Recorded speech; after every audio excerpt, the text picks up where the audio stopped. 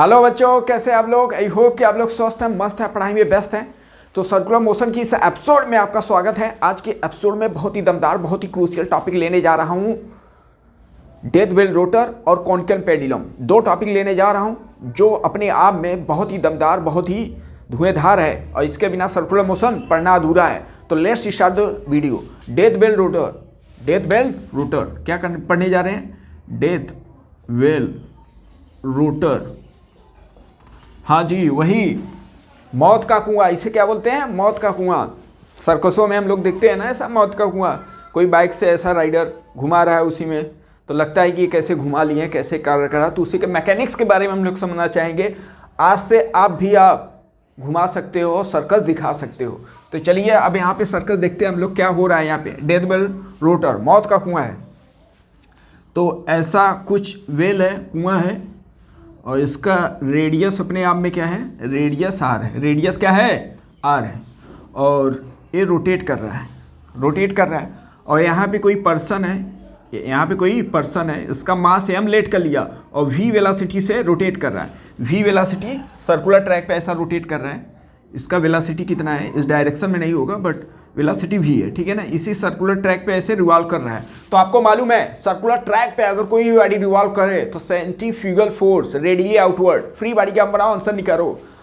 तो ये circular track पे परफॉर्म कर रहा है, जिसका मतलब बाहर की तरफ कौन सा फोर्स लगेगा? Centrifugal force. उसका फार्मूला क्या होगा? mv²/r। इतना तो मालूम ही है। अब ये बताइए, ये कांटेक्ट में है, ये इस पे वॉल पे चिपका हुआ है, तो वॉल इस पे फोर्स लगाएगा। उसका डायरेक्शन किधर होगा?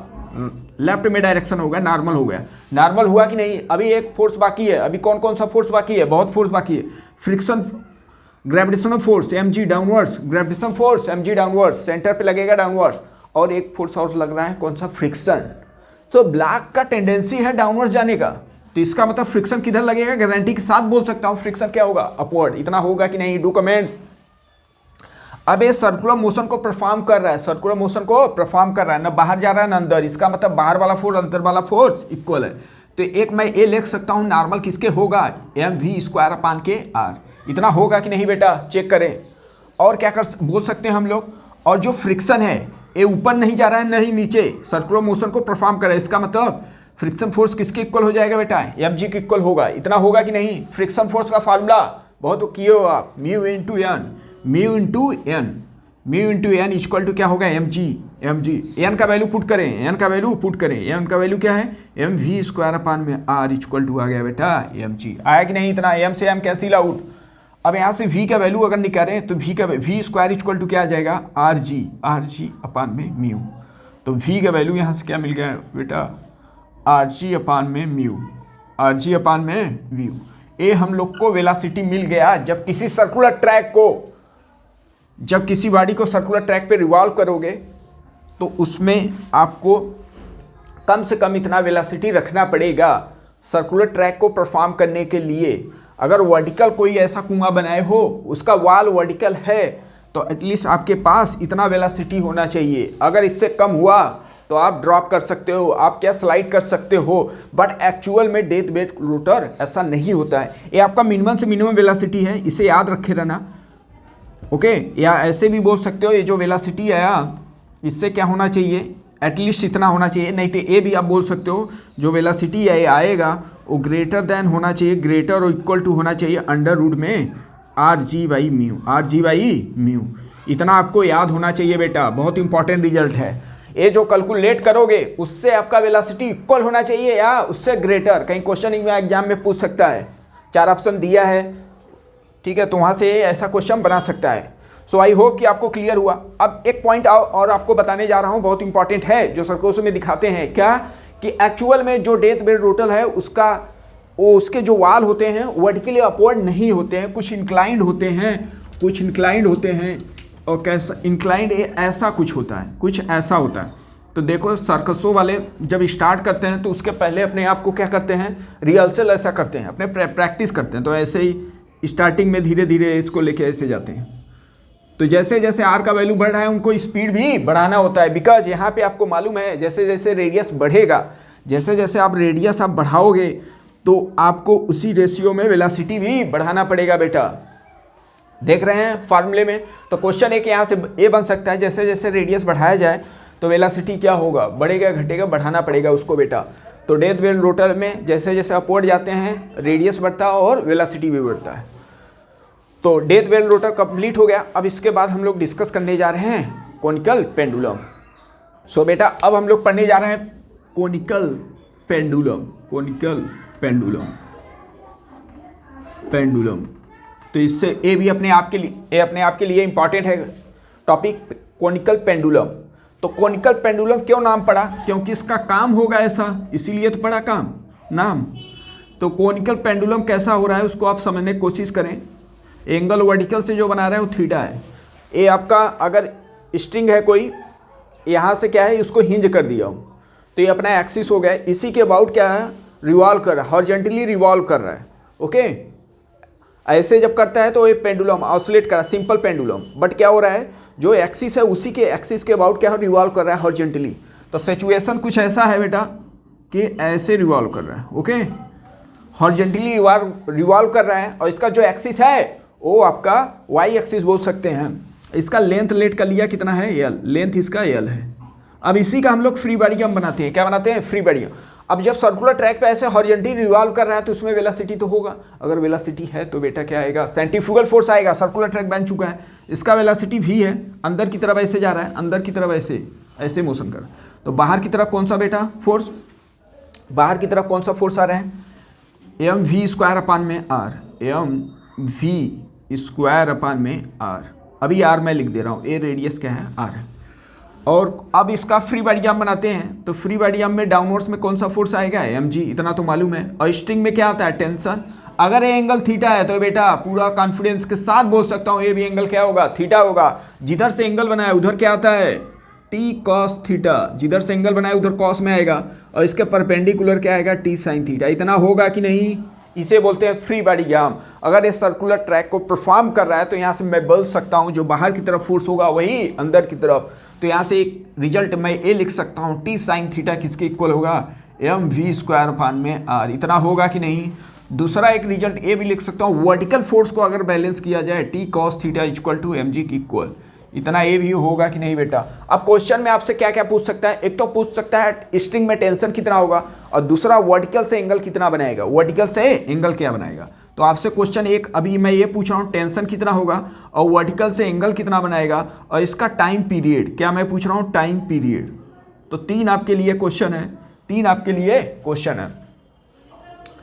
तो अगर इसका सपोज दैट इसका अगर आपको एंगल निकालना है तो दोनों डिवाइड कर दो, 1/2 कर दो।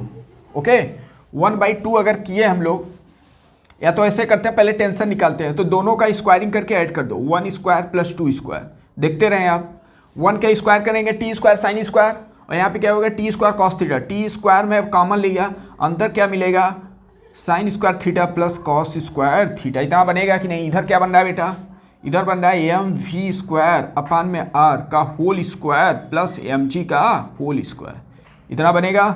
अब ये हो गया 1, ये आइडेंटिटी हो गया। तो टी का वैल्यू कितना आ गया बेटा, अंडर रूट में एम वी स्क्वायर अपान में आर का whole square plus m g का होल स्क्वायर, एम जी का होल स्क्वायर। ओके, एक तो रिजल्ट आपका ये आ गया टेंशन, एक तो आ गया आपका टेंशन। अगर दोनों को हम लोग डिवाइड कर दें, अगर दोनों को डिवाइड कर दें, अगर दोनों को डिवाइड कर रहे हैं तो 1/2 अगर करेंगे तो टेन टी कैंसिल आउट हो गया, साइन थीटा अपन कॉस थीटा हो गया बेटा टेन थीटा। होगा कि नहीं इतना। इधर क्या होगा, एम कैंसिल आउट हुआ तो वी स्क्वायर अपान में क्या आ गया बेटा, आर जी आ गया। वी स्क्वायर में अपान में आर जी आ गया। एक तो रिजल्ट ए हो गया बेटा।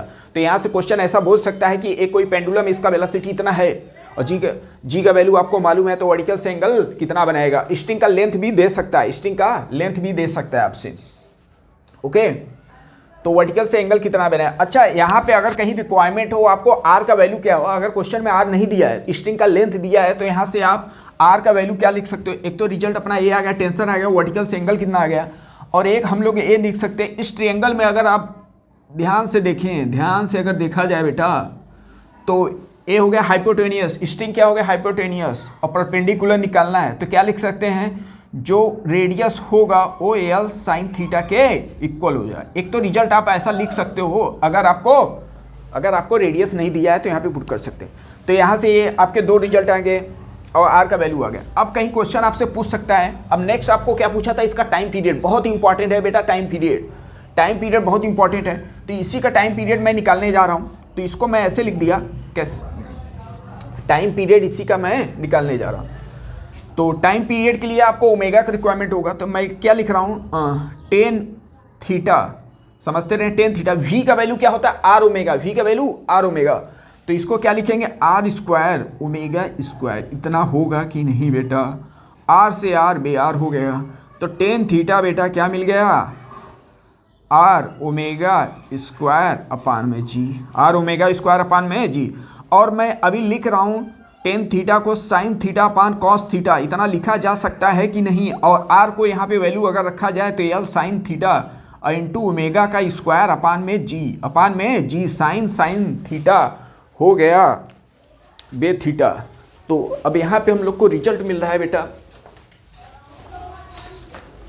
एक बार देखते रहे प्रॉपर्ली। अब तो हम लोग को क्या मिल गया बेटा, यहाँ से 1 अपान कॉस थीटा, देखते रहे एक बार कैलकुलेशन।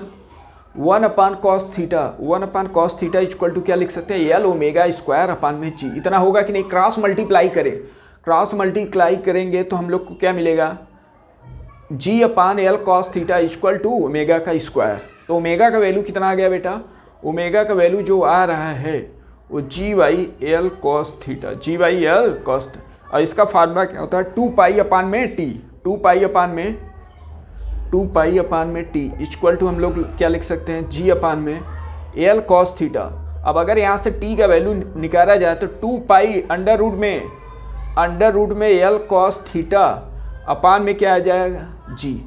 तो टाइम पीरियड आप आ गया बेटा कोनिकल पेंडुलम। बहुत ही इंपॉर्टेंट रिजल्ट है बेटा, बहुत ही इंपॉर्टेंट रिजल्ट है। इससे जेई मेंस, नीट और कंपटीशन के क्वेश्चन बनते रहते हैं कोनिकल पेंडुलम से। तो इंपॉर्टेंट यहाँ पे इसका रिजल्ट है। कहीं क्वेश्चन आपसे पूछ सकता है, कोनिकल पेंडुलम एंगल दे दिया है, इतने एंगल पर इसका टाइम पीरियड क्या होगा, तो ऐसे क्वेश्चन बनते हैं। तो एक तो रिजल्ट ए अपना बन गया, ओके, एक तो रिजल्ट ए बन गया। मतलब जो है, जो कोनिकल पेंडुलम है वो डिपेंड कर रहा है कि एंगल पे डिपेंड कर, वर्टिकल से एंगल कितना बना रहा है, वर्टिकल से एंगल के, जबकि सिंपल पेंडुलम एंगल पे डिपेंड नहीं करता। इसको हम लोग ऐसे भी लिख सकते हैं, टी सी इक्वल टू क्या लिख सकते हैं, 2 पाई अंडर रूट में एल अपान में जी, इनटू लिख सकते हैं अंडर रूट में कॉस थीटा भी लिख सकते हैं, अच्छा देखते रहे आप। अच्छा, इसको मुझे मालूम है 2 पाई अंडर रूट में एल अपान जी, इसका किसका टाइम पीरियड होता है, सिंपल पेंडुलम। तो यहाँ से हम लोग लिख सकते हैं टी सी का मतलब कोनिकल पेंडुलम का टाइम पीरियड। और इसको मैं इतने को लिख सकता हूँ, इतने को क्या लिख सकता हूँ बेटा, कि जो ये लिख सकता हूँ time period of simple pendulum into under root cos theta, okay, under root cos theta. तो एक रिजल्ट मैं यहाँ से और लिख सकता हूँ, टी सी अपान में टी एस, किसके इक्वल हो गया, अंडर रूट में कॉस थीटा के इक्वल हो गया। एक रिजल्ट ए भी आप याद रखे रहे हैं, कोनिकल पेंडुलम का टाइम पीरियड है, और एस का मतलब, टी एस का मतलब सिंपल पेंडुलम का टाइम पीरियड। एक तो रिजल्ट आप याद रख रहे हैं, अभी इस पे क्वेश्चन मिलेगा आपको। और दूसरा जो कोनिकल पेंडुलम है वो इसको ऐसे भी लिख सकते हैं, वो डायरेक्टली प्रोपोर्शनल किसके है, डायरेक्टली प्रोपोर्शनल अंडर रूट में कॉस थीटा के इक्वल है। तो 2 टाइम पीरियड के आप क्या लिख सकते हैं, T2 अपान में T1 equal to under root में क्या लिख सकते हैं, कॉस थीटा 2 अपान में कॉस थीटा 1। तो क्वेश्चन कोनिकल पेंडुलम से ऐसे दे सकता है कि इतने एंगल पे टाइम पीरियड इतना है, तो इतने एंगल पे उसका टाइम पीरियड क्या होगा। तो यहाँ से आ जाएगा कि नहीं, यस या नो, बोलो यस या नो। तो एक तो क्वेश्चन यहाँ से बोल गया, और दूसरा एक क्वेश्चन ये रिलेट कर सकता है कि जो कोनिकल पेंडुलम और सिंपल पेंडुलम में अगर रिलेट करना हो तो एक क्वेश्चन यहाँ से बन सकता है। तो 2 फार्मूला हम लोग के सामने तैयार हो चुका है, अब इसी पे एक क्वेश्चन लेने जा रहे हैं। तो इसी पे एक क्वेश्चन हो जाए, तो क्वेश्चन क्या है, क्वेश्चन एक बार देख लें आप। If time period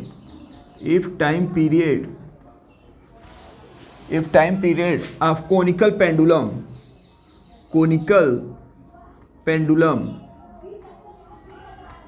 is 70.7% of simple